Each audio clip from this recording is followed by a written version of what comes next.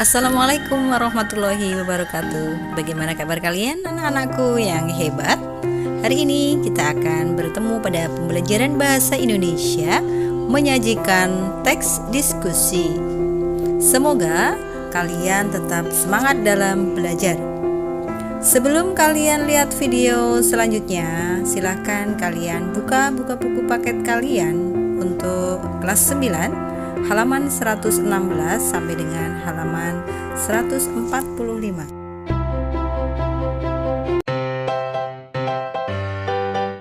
Anak-anakku yang hebat, bahwa di dalam pembelajaran kali ini kita akan belajar bersama menyajikan teks diskusi. Nah, bahwa di dalam teks diskusi itu disusun untuk menyajikan pendapat, sudut pandang, atau perspektif yang berbeda terhadap suatu permasalahan.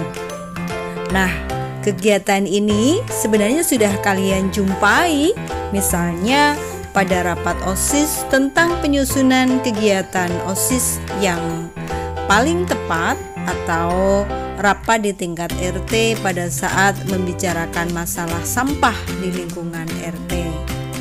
Di sini kalian akan belajar bagaimana mengajukan pendapat yang berbeda-beda di dalam diskusi.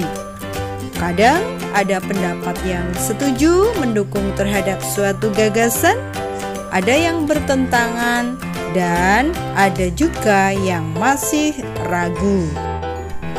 Nah, di dalam teks diskusi, baik lisan maupun tulisan, dapat menguji tentang topik yang kontroversial, menggunakan argumen secara langsung terhadap topik, dan harus meyakinkan.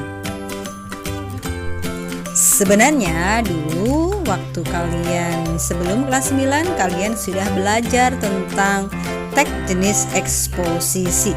Di sini eksposisi dan diskusi merupakan dua teks yang digunakan untuk mempengaruhi orang lain, meyakinkan orang lain, atau persuasif.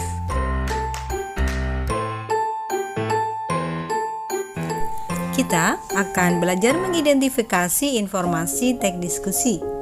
Silakan kalian buka buku paket kalian halaman 117.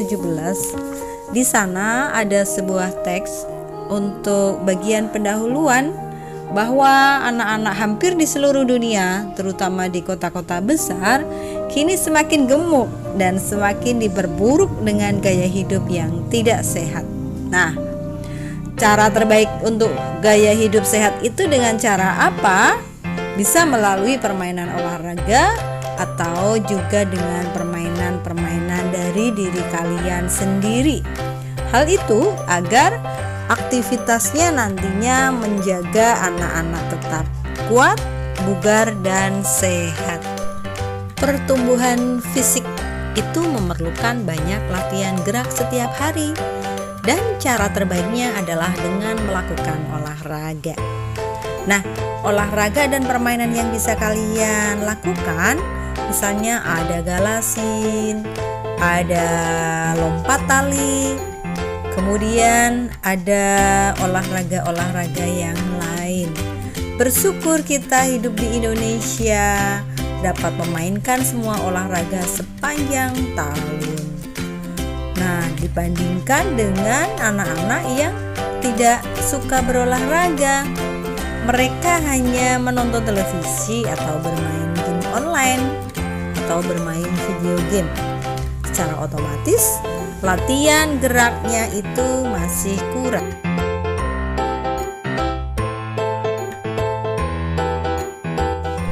Yuk kita lanjutkan belajar pada struktur teks diskusi. Bahwa di dalam struktur teks diskusi, yang pertama adalah pendahuluan. Pendahuluan ini berisi tentang pernyataan untuk membatasi topik, kemudian latar belakang topik dan sudut pandang berbeda yang akan dibahas. Usahakan di dalam pendahuluan ini nantinya topiknya bagus. Kemudian untuk struktur yang kedua adalah isi. Isi di sini merupakan serangkaian paragraf yang terdiri atas 2 atau 3 paragraf yang berisi argumen setuju atau argumen pro, kemudian 2 atau 3 paragraf yang berisi argumen tentang kontra atau tidak setuju, kemudian bahasanya menggunakan bahasa yang persuasif dan juga kohesif. Kita lanjutkan bagian yang terakhir adalah simpulan ya, bahwa simpulan itu merupakan argumen dari kedua sisi baik yang pro maupun yang kontra. Kemudian simpulan itu berisi evaluasi argumen yang paling efektif, kemudian rekomendasi satu sudut pandang berdasarkan argumen yang disajikan.